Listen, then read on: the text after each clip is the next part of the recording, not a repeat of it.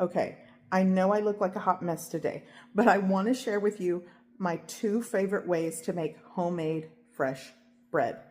Once you try these recipes, you are not going to want to ever buy store-bought bread again. These 2 recipes are perfect for sandwich bread. You can just slice fresh bread and butter it because it's that good. Even if you don't have the ingredients now, the next time you go to the store, pick up the ingredients to make them. And I promise you, keep it in the pantry. You'll never want to buy store-bought bread again. They're so good. Here we go. Today, I'm going to show you a recipe for one soft loaf of bread. This is perfect for sandwiches. This is going to be good. To start, I already have, this is around 3.5 cups of bread flour. It's 450 grams if you are weighing your measurements. I also will be using active dry yeast, 1 full package. It's around 2¼ teaspoons of active dry yeast. Now, if you wanted to double this recipe, you can just still use 1 package of active dry yeast. I just don't want it to go to waste, so it's all going in. Here I'm going to add 2 tablespoons of sugar. You can also sub that with honey. I'm also adding 1½ teaspoons of salt, and I'm putting it off to the side. I don't want the salt to come in contact with the yeast just yet, so I'm just going to mix the flour, yeast, and sugar to one side. And now I'm going to add 4 tablespoons of unsalted butter, and this is softened. You can sub this with 2 tablespoons of cooking oil. I do that all the time, and it totally works. Here I'm going to add hot water. This is 1¼ cups of hot water, and I'm pouring it right over the butter. And with chopsticks, you could also use one of those Dutch whisks. I have one, but I think my son was playing with it, so I don't know where it's at. So I'm just going to use chopsticks to get things started. It will be sticky if you're working with your hands, so use maybe a wooden spoon, but I'm using chopsticks. If you're making this, you'll want to just keep mixing it in the bowl until it forms somewhat of a dough ball. And once it's to this stage, you'll want to just turn it out onto your work surface. And if you get the ratios of ingredients correctly, you won't need to flour your work surface. But if the dough is too sticky or wet, you can sprinkle flour onto the work surface. I'm going to knead this for about 10 to 12 minutes until it forms a soft, round dough ball, kind of smooth on the surface and springs back.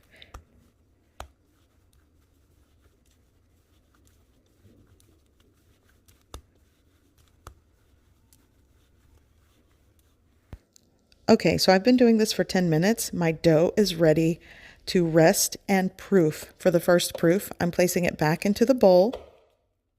And what I'm going to do next is take a tea cloth and sprinkle it with a little bit of flour. And this is what I'm going to cover the bowl with. You could also use cling film, but sprinkling the tea cloth with flour prevents the dough from sticking to the cloth as it proofs. So I'm just going to loosely cover it and place this into my oven with the light on only, and I'm going to let it proof and double in size. The time for that may vary depending on the weather or the temperature of your home or kitchen or where you put it. So at least 1.5 to 2 hours and see if it has doubled. So for those of you new here, hello. My name's Angelica. Welcome to my channel, Simply Mama Cooks. And be sure to click that bell notification to get all of my latest videos. So it has proofed over the course of 2 hours, and I'm going to remove the tea cloth, and this has definitely doubled in size. This is exactly where I want it. So I am going to lightly flour my work surface, and I'm going to turn the dough out onto the work surface, press the air out of it, and I'm just going to shape it, fold it, shape it, press it into a loaf shape. I wanted to mention this recipe is also great for dinner rolls. So you definitely can make dinner rolls with this recipe. But you will have a different bake time. I would bake these like at 375 over the course of like 25 minutes if they were dinner rolls. You just separate them into dough balls. Quite honestly, it makes at least a dozen small rolls. Okay, so this is the shape that I want, and you'll want to pinch the seam to keep it together. This is not going to be a perfect log shape, and the size of the loaf pan that you can use for this recipe is the 9x5, but I have an 8x5, and so that's what I prefer to use with this recipe. It'll definitely work with a 9x5 loaf pan. It's just going to be a little flatter. It won't be as tall, but it's still good. So I put this into my loaf pan with parchment paper, and I'm going to let this proof once again until it doubles in size.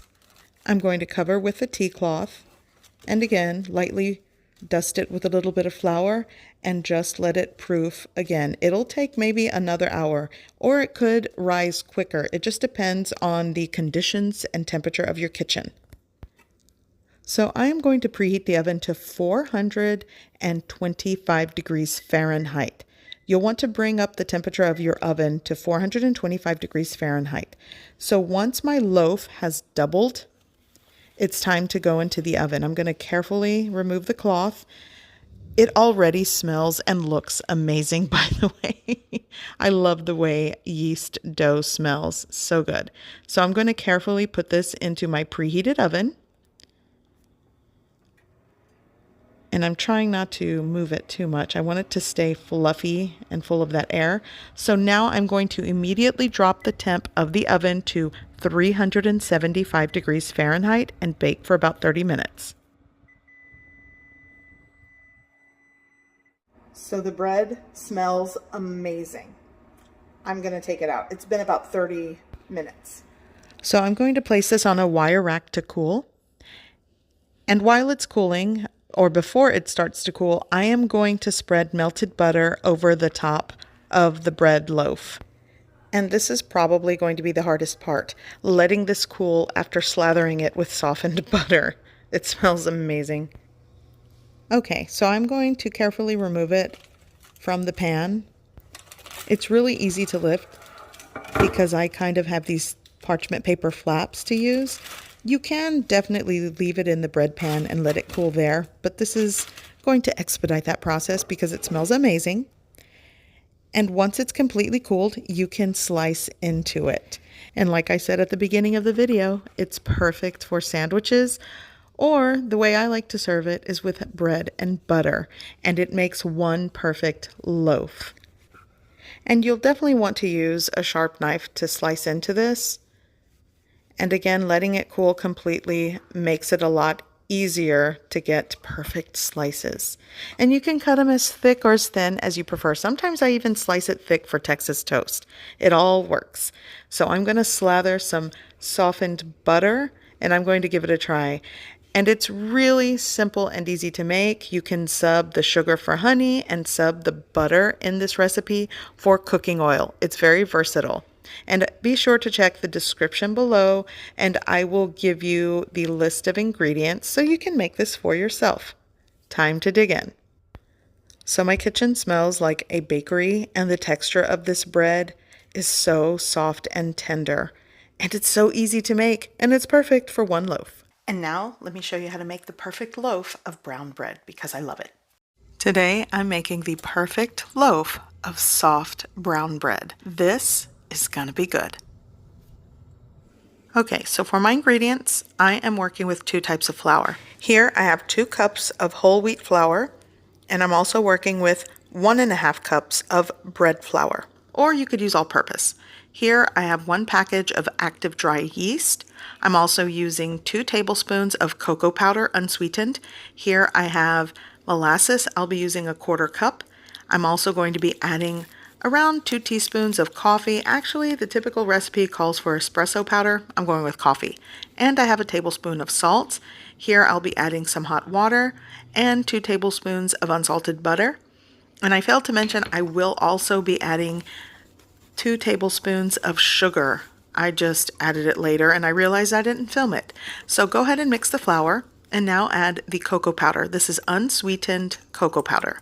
Give that a mix and just incorporate it with the flours. So this loaf of bread is a riff off of the Copycat Cheesecake Factory brown bread recipe. Just a little bit different. Here I'm adding the salt to one side of the mixture, and to the opposite side of the mixture you'll want to add the 2 tablespoons of sugar. I just thought I was filming it and I didn't. Here I've emptied the contents of the active dry yeast and I'm mixing it on the side where the sugar was placed. And now I'm going to add a 1/4 cup of molasses. Sometimes I add a little extra, but since I have the sugar in here, I'm going with a 1/4 cup. Now I'm going to sprinkle in the coffee. The instant coffee is what I'm using. It's about 2 teaspoons. And like I said, espresso powder if you have it. And I like to just use chopsticks. You could use a Dutch whisk. And I'm adding my hot water until everything comes together. In all, it's about 1.25 cups to 1.5 cups of hot water. And here I'm adding the butter. It's 2 tablespoons of unsalted butter going in. And it'll sort of start to melt. I'm going to add some of the hot water into this bowl to get residual butter out. And at this point, you'll just want to mix completely until everything comes together and the dough is tender and moist. Not overly wet though. So in a separate bowl, I'm going to add around 1 tablespoon of cooking oil. I opted for avocado oil, and I'm going to add all of my mixed dough right into this oiled bowl. Here I'm using my rice cooker paddle. This really helps with like sticky doughs. You could use that, or a wooden spoon works. And right into this oiled bowl, I'm going to coat the exterior with cooking oil. And now I'm going to loosely cover it with cling film, and I'm going to let it proof until double in size in a non-drafty warm place. I like to use my oven with the oven light on, and as you can see, it definitely has proofed and doubled in size.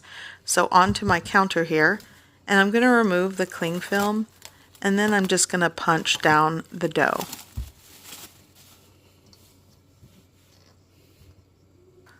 By the way, I am working with clean hands. Okay, so I'm going to scrape it from the sides of the bowl, and because it was oiled, it really makes life easy. And I'm going to lightly dust my work surface with flour. And now it's time to knead. People can definitely use their stand mixers for this, but I'm just a creature of habit and I love to knead dough by hand. So I'm going to take my time with this. It's like 10 minutes or so. So once it kind of springs back and it's smooth, it's still tender, but it is smoother on the exterior here. I'm going to place it in a 9x5 bread pan. This is, or a bread loaf pan. And you kind of want to shape the dough into a log, kind of like the same length of the pan here. And I lined my loaf pan with parchment paper. It just makes life a lot easier when you go to remove the loaf later after it bakes. So just sort of fill the loaf pan and let that proof until double in size, just like this. And I'm so excited because this bread, I actually eyeball sometimes when I make this bread because I make it a lot, but I will definitely put measurements and ingredients in the description below. So I'm going to carefully remove the cling film. And this just looks great. It's not even baked yet. So here I have about 2 tablespoons of heavy whipping cream, and I'm going to brush the top of the loaf with that and then sprinkle quick oats on top. So here with my little pastry brush, this is a silicone pastry brush, I'm just going to brush the top gently.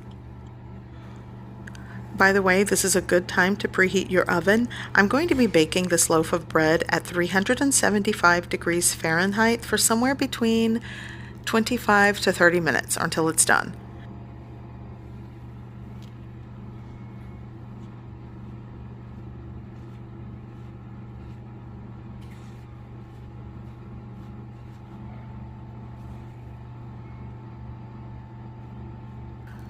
Now for the quick oats, I'm going to just sprinkle the top lightly, sort of down the center, and maybe a little on the sides. This really does look like that brown bread from the Cheesecake Factory, but I just like to use this recipe as a loaf. But you definitely can divide this dough into about 2 to 3 baguette size loaves to get that delicious bread you get from Cheesecake Factory. It's really good. Okay, so this is going into my oven. It has been close to 30 minutes and this is done. Now, oven temperatures and calibrations do vary, so you just want to make sure your loaf is done in the center. So what I'm going to do is carefully remove it from the loaf pan. It's still hot, but these little parchment paper flaps really help. And I'm just going to let this cool completely. In the meantime, I am going to make a honey cinnamon butter. So here I have 1 stick of softened butter in a bowl, and I am going to whip this or whisk it until everything is just kind of smooth and creamy. That makes it a lot easier to mix in the ingredients. Here I'm going to shake in, I'm eyeballing cinnamon. It really is to your taste. Start with 1/8 of a teaspoon, work your way up. And now I'm going to add a pinch of salt. Again, 1/8 of a teaspoon and work your way up. I'm just eyeballing. And now I'm going to add 2 to 3 tablespoons of honey. And I'm running out of honey here, so whatever's left in this container is going into this softened butter. And this is going to be an easy honey cinnamon butter that I'm going to slather on this brown bread. It's so good. My husband loves to eat this with coffee, so that's kind of what we're doing today. Okay, so give it a good mix and it's done. All right, so now it's time to slice into this bread, and I can't tell you, my kitchen, every time I bake a loaf of bread, it just smells like a bakery. It's so good. And like I said earlier, you could skip the loaf and make 2 to 3 baguettes. So I hope you give this recipe a try. I hope you like it, and thanks for watching.